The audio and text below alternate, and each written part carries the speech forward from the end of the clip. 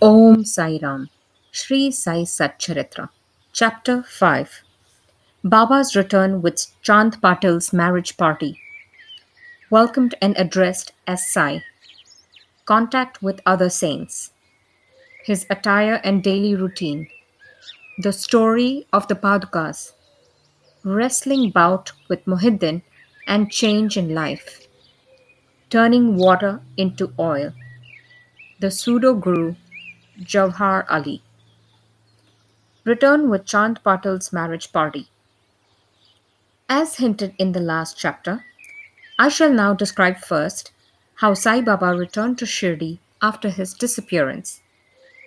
There lived in the Aurangabad district, Nizam state, in a village called Dhoop, a well to do Mohammedan gentleman by name Chand Patil. While he was making a trip to Aurangabad, he lost his mare. For 2 long months, he made a diligent search, but could get no trace of the lost mare. After being disappointed, he returned from Aurangabad with the saddle on his back. After traveling 4 course and a half, he came on the way to a mango tree at the foot of which sat a fakir, queer fellow.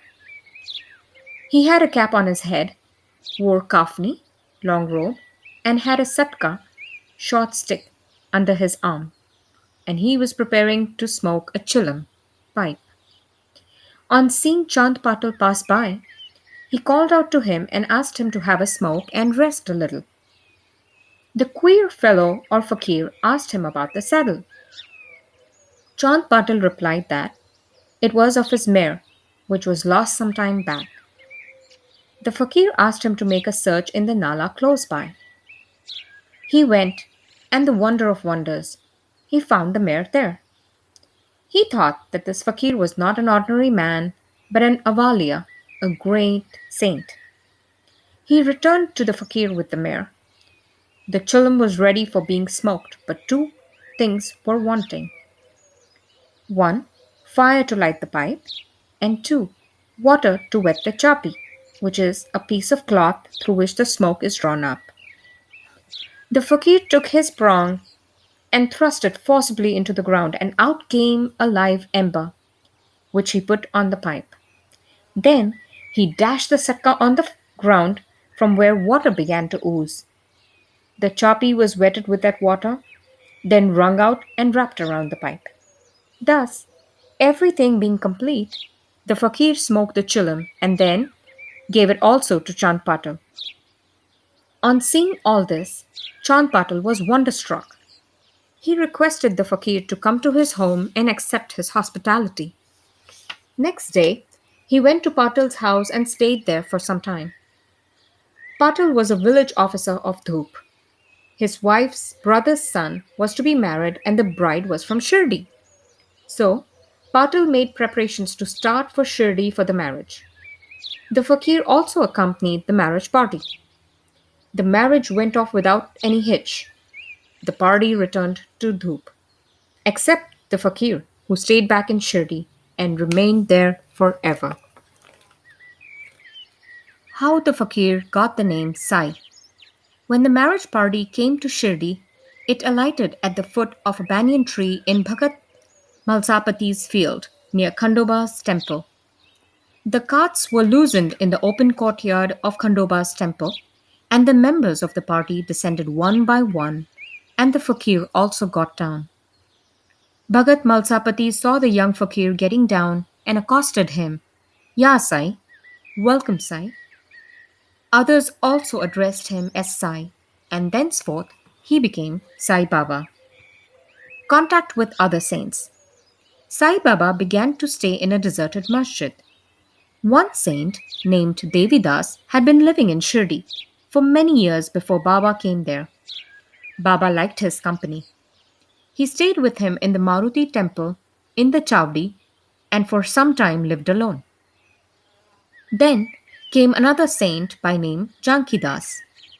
Baba spent most of his time in talking with him, or Jankidas went to Baba's residence. So also, one Vaishya householder saint from Puntambe by name Gangagir always frequented Shirdi. When he first saw Sai Baba carrying pitchers of water in both hands for watering the garden, he was amazed and said openly, "Blessed is Shirdi that it got this precious jewel. This man is carrying water today, but he is not an ordinary fellow. As this land, Shirdi, was fortunate and meritorious, it secured this jewel. So also, one famous saint by name Anantnath of Yeramath, a disciple of Akkalkot Maharaj, came to Shirdi with some people when he saw Sai Baba. He said openly, "This is a precious diamond in reality. Though he looks like an ordinary man, he is not a gur, ordinary stone, but a diamond. You will realize this in the near future." Saying this, he returned to Yerla. Th- this was said while Sai Baba was a youngster. Baba's dress and daily routine. In his young days, Sai Baba grew the hair on his head, never had his head shaved. He dressed like an athlete. When he went to Rahata, 3 miles from Shirdi, he brought with him small plants of marigold, jai, and zui, and after cleaning them, he planted and watered them. A devotee by name Vaman Tatya supplied him daily with two unbaked earthen pitchers. With these, Baba himself used to water the plants. He drew water from the well and carried the pitchers on his shoulders. In the evening, the pitchers were kept at the foot of the neem tree. As soon as they were placed there, they broke as they were made of mud and not baked. Next day, Tata supplied two fresh pitchers. This course went on for 3 years, and with Sai Baba's toil and effort, there grew a garden. On this site, at present, stands the big mansion, Samadhi Mandir of Baba, which is now frequented by so many devotees. The story of Padukas, footprints, under the neem tree. A devotee of Akkalkot Maharaj, by name Bhai Krishnaji Ali Bakkar, worshipped the photo of Akkalkot Maharaj. He once thought of going to Akkalkot, Solapur district, take the darshan of the Padukas of the Maharaj, and offer his sincere prayer there. But before he could go there, he got a vision in his dream. Akkalkot Maharaj appeared in the vision and said to him, "Now, Shirdi is my resting place. Go there and offer your worship." So, Bhai changed his plan and came to Shirdi, worshipped Baba, stayed there for 6 months, and was happy. As a reminiscence of this vision, etc., he prepared the padukas and installed them on an auspicious day of Shravan, Shaka 1834, that is 1912 AD, under the neem tree with due ceremonies and formalities conducted by Dada Kirkar and Upasani. One Dikshit Brahmin was appointed for worship, and the management was entrusted to devotee Sagun. Complete version of the story. Mr. B. V. Dev, retired Mamlatdar of Thana and a great devotee of Sai Baba, made enquiries about this matter with Sagun Meru Naik and Govind Kamlakar Dikshit, and has published a full version of the Padukas in Sai Leela, Volume 11, Number 1, page 25. It runs as follows. In 1834 Shaka, 1912 AD, one doctor, Ramrao Kothare of Mumbai, came to Shirdi for Baba's darshan. His compounder and his friend, Bhai Krishnaji Ali Bakkar, accompanied him. The compounder and Bhai became intimate with Sagun Meru Naik and G.K. Dikshit. While discussing things, these persons thought that there must be some memorial of Sai Baba's first advent at Shirdi and his sitting under the holy neem tree. They thought of installing Baba's padukas there and were going to make them of some rough stone. Then, Bhai's friend, the compounder, suggested that if this matter was made known to his master, Dr. Ramarao Kothari, he would prepare nice padukas for this purpose. All liked this proposal, and Dr. Kothare was informed of it. he came to Shirdi and drew a plan of the Padukas. He went to Upasni Maharaj in Khandoba's temple and showed him his plan. The latter made many improvements, drew lotus, flowers, conch, disc, mace, etc., and suggested that the following shloka verse regarding neem tree's greatness and Baba's yogic powers be inscribed. The verse was as follows: सदा निम्बवृक्षस्य मूलाधिवासात् सुधास्राविणं तिक्तमप्यप्रियं तम् तरुं कल्पवृक्षाधिकं साधयन्तं नमामीश्वरं Sadgurum Sainatham. Translation: I bow to the Lord Sainath, who by his constant stay at the foot of the neem tree, though bitter and unpleasant made it, was yet oozing nectar. The oozing of this tree is called Amrut, that is, nectar, on account of its healing properties, superior than the Kalpavruksha, wish fulfilling tree. Upasni's suggestions were accepted and carried out. The Padukas were made in Mumbai and sent to Shirdi with the compounder. Baba said that they should be installed on the Purnima, 15th of Shravan. On that day at 11 a.m., G.K. Dikshit brought them on his head from Khandoba's temple to the Dwarkamai masjid in a procession. Baba touched the Padukas, saying that these are the feet of the Lord, and asked the people to install them at the foot of the neem tree. A day earlier, one Parsi devotee of Mumbai named Pastor Sheth sent rupees 25 by money order. Baba gave this sum for the installation of the Padukas. The total expense of installation came up to rupees 100, out of which rupees 75 were collected by subscriptions. For the first 5 years, G.K. Dikshit worshipped the Padukas daily, and then this was done by Lakshman Kacheshwar Jakhadi. In the first 5 years, Dr. Kothare sent rupees 2 per month for lighting the lamp, and he also sent the railing round the Padukas.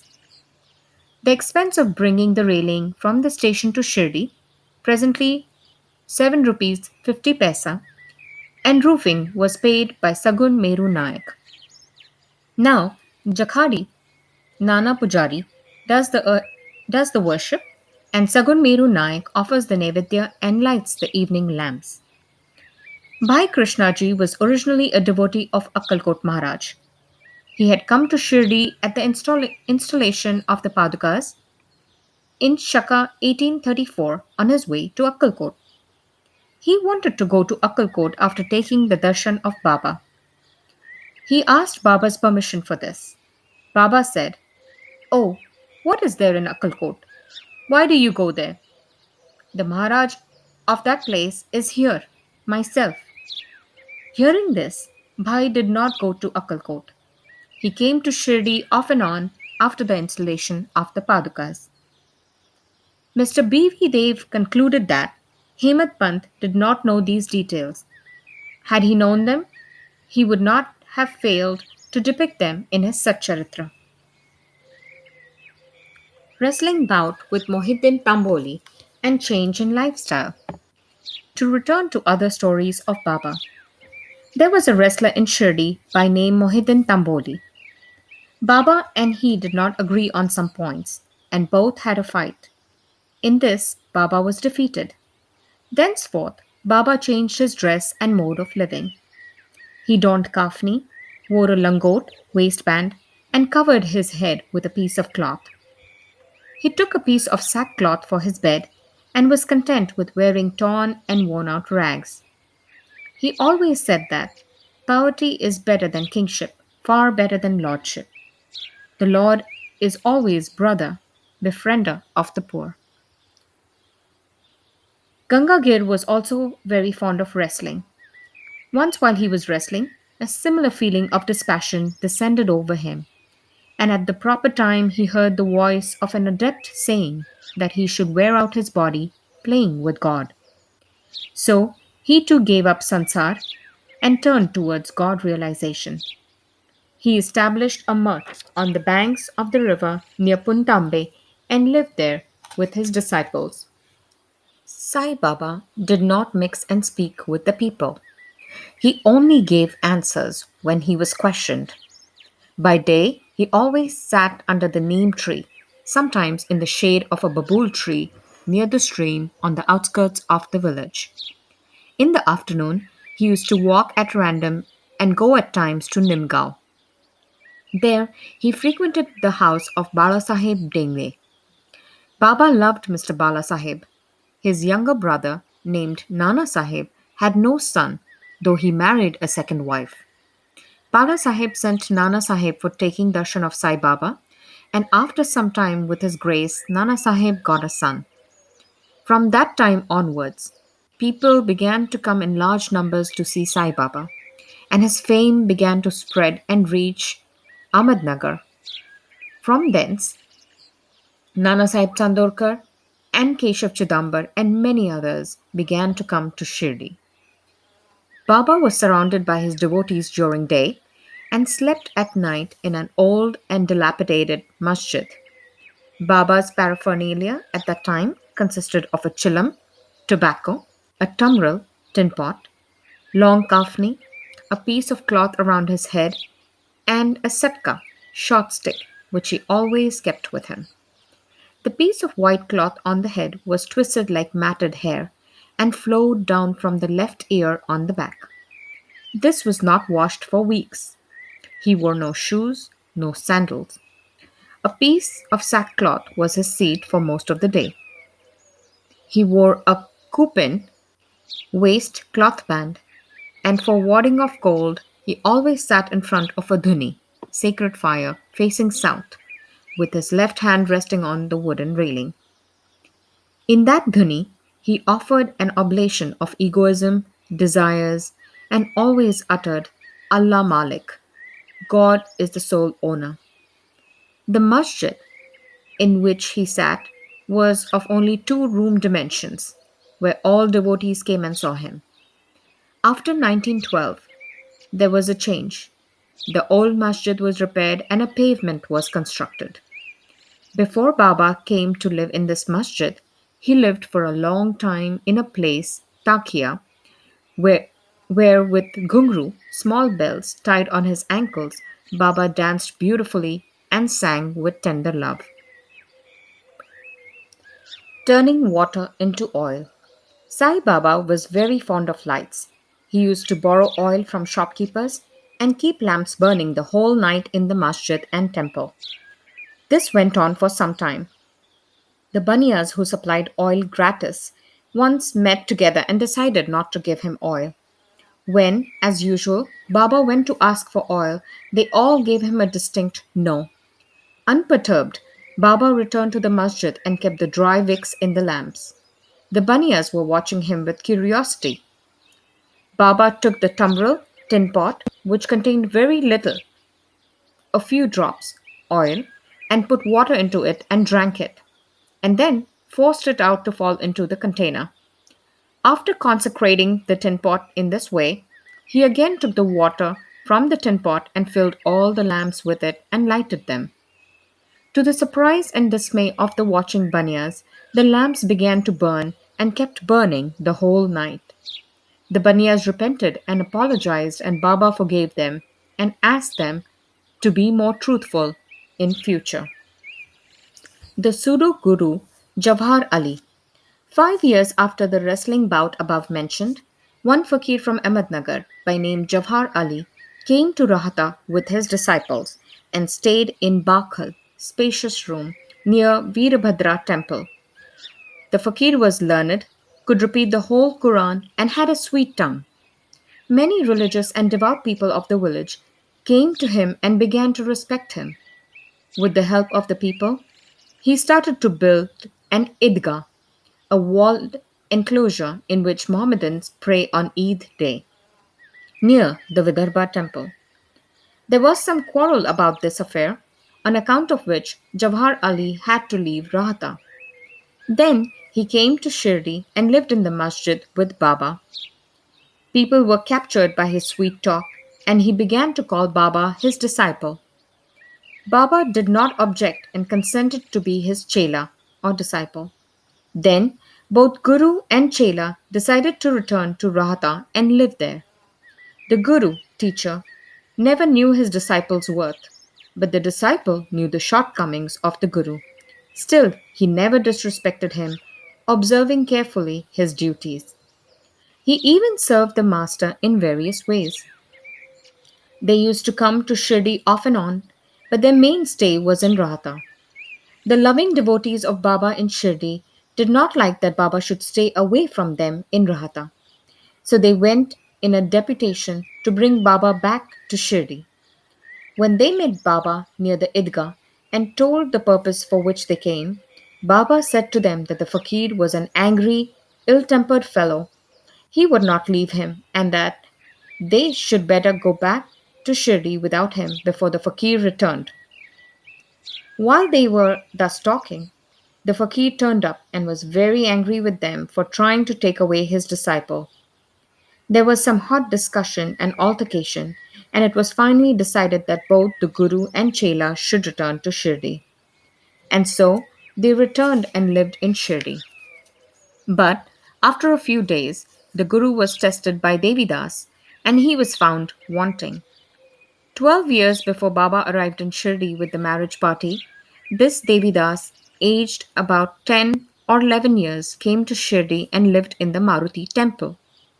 Devidas had fine features and brilliant eyes, and he was dispassion incarnate and a dhyani. Many people named Tatya Kote, Kashinath, and others regarded him as their guru. They brought Javhar Ali in his presence, and in the discussion that followed, Javhar was worsted and fled from Shirdi. He went and stayed in Bijapur and returned after many years to Shirdi and prostrated himself before Sai Baba. The delusion that he was Guru and Sai Baba, his chela, was cleared away, and as he repented, Sai Baba treated him with respect. In this case, Sai Baba showed by his conduct how one should get rid of egoism and do the duties of a disciple to attain the highest end, that is, self realization. The story is told here according to the version given by Malsapati, a great devotee of Baba. In the next chapter, Ram Navami festival, the masjid, its former condition and later improvement in it, etc., will be described. Bow to Shri Sai. Peace be to all. Om Sai Ram.